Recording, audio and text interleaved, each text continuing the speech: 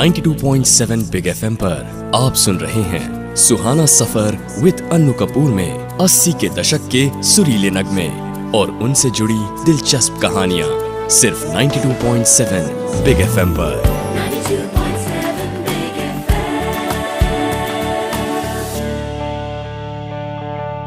हमारा programme Suhana Safar with Annu Kapoor एक ऐसा प्रोग्राम है जो फिल्मी नगमे तो सुनाता है, लेकिन यहाँ पर जो भी ट्रिविया, जो भी स्टोरी, जो भी बातें कही जाती हैं उनके पीछे छुपी है बहुत मेहनत, कड़ी रिसर्च। तो यहाँ पर जो भी होगा बहुत ऑथेंटिक होगा।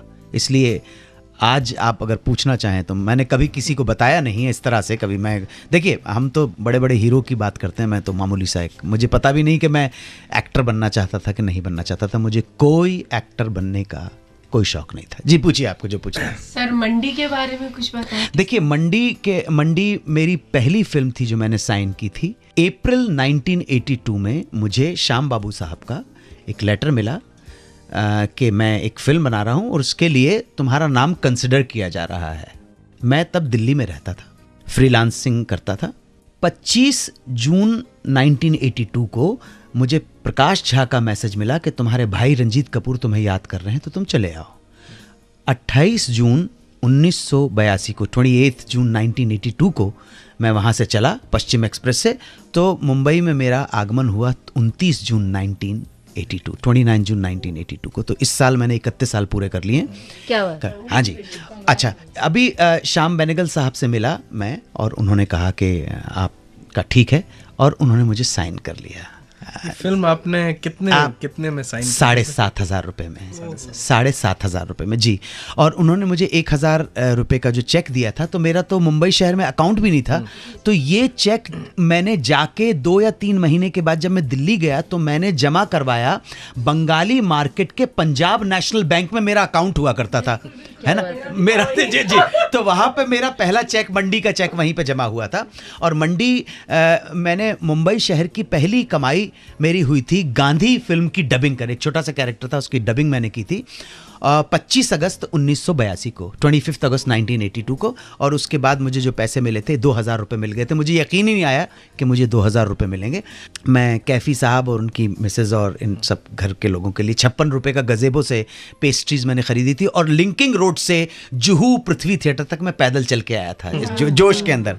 बहरहाल, और 1-2 दिन के बाद शबाना जी की मदर मुझे लेके गई थी कैंप्स कॉर्नर। वहाँ से मैंने एक पैंट ख़रीदी थी, एक शर्ट ख़रीदी थी, इस तरह। हाँ, और 29 अगस्त को, एग्जैक्टली मुंबई आने के 2 महीने बाद ट्रेन से हम लोग निकल गए थे हैदराबाद। पहुंचे थे 30 अगस्त को। और मैंने पहला जो शॉट दिया था मंडी फिल्म का वो था 2 सितंबर 1982 को। श्याम बेनेगल पूरे मुंबई के जो कलाकार थे फिल्म इंडस्ट्री के, शबाना आजमी, स्मिता पाटिल, नसीरुद्दीन शाह, ओमपुरी, कुलभूषण खरबंदा, सईद जाफरी, नीना गुप्ता, पंकज कपूर, इला अरुण, बासु भट्टाचार्य का लड़का, बड़े बड़े लोगों को सबको लेके चले गए थे। मंडी फिल्म में हिंदुस्तान के टैलेंट की क्रीम आपको मिलेगी जो श्याम बेनेगल साहब लेके चले गए थे।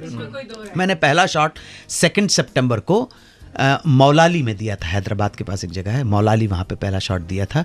और मैं अपने आप को बहुत सौभाग्यशाली मानता हूँ। स्वर्गीय अमरीश पुरी जी ने, उन्होंने कहा बेटा तेरे पैर के वो अच्छा नहीं लग रहा, नए जूते लग रहे। तो अपने हाथ से मेरे जूतों को उन्होंने घिसा था। आप किसी सीनियर का जेस्चर देखिए, महानता देखिए अपने छोटे के लिए, दबाना नहीं बल्कि आगे बढ़ा।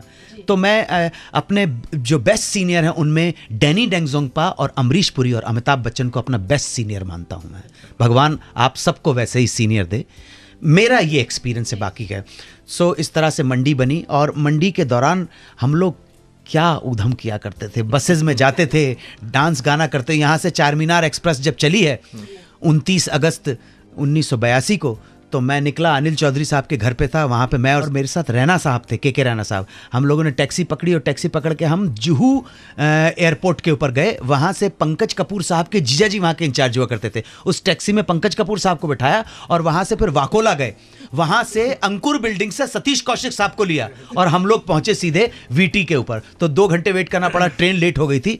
और डब्बे में जाते ही मैंने और सतीश कौशिक साहब ने, मैंने कहा भाई पत्ते वत्ते खोलो, पत्ते वत्ते चलने लगे और सारे के सारे लोग, हम लोग हैदराबाद पहुंचते पहुंचते यूनिट के एंटरटेनर बन गए थे। यूनिट 8 फिल्म वालों को पत्ते खेलना हमने सिखाया।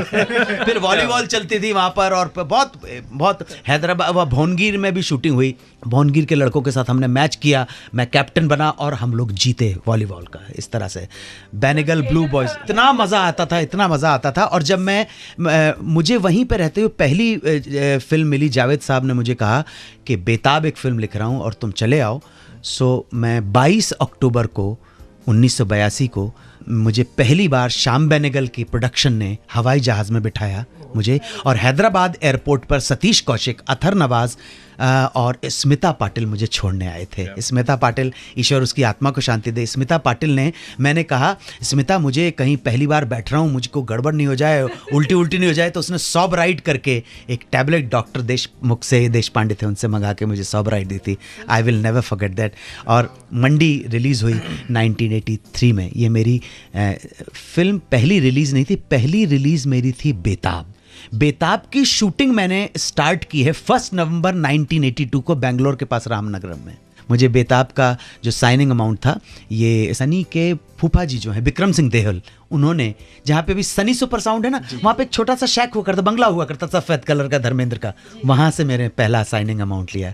तो विक्रम जी भी बड़े प्रेमी आदमी हैं। तो इस तरह से बेताब का एक्सपीरियंस बिल्कुल डिफरेंट, लेकिन मंडी के अंदर बिल्कुल इतना इमोशनल अटैचमेंट था हम सब लोगों का कि मैंने बेताब की शूटिंग जब मेरी स्टार्ट हुई बेंगलोर में, तो मैंने श्याम बेनेगल साहब को लेटर लिखा था कि श्याम भाई मुझे बहुत याद आ रही है, मुझे मालूम नहीं मेरे करियर का क्या होगा, लेकिन मुझे मंडी की अपनी पूरी यूनिट की याद आ रही है, मैं बहुत अकेला महसूस यहाँ पे कर रहा हूँ। श्याम भाई ने मुझे उस लेटर का जवाब भी दिया, वो लेटर आज भी मेरे पास पड़ा हुआ। 1983 में एक फ्लॉप एक्टर बन गया आला दर्जे का डायरेक्टर।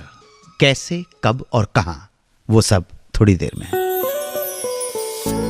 92.7 बिग FM पर सुनते रहिए सुहाना सफर विद अन्नू कपूर में 80 के दशक के सुरीले नगमे और उनसे जुड़ी दिलचस्प कहानियां, सिर्फ 92.7 बिग FM पर।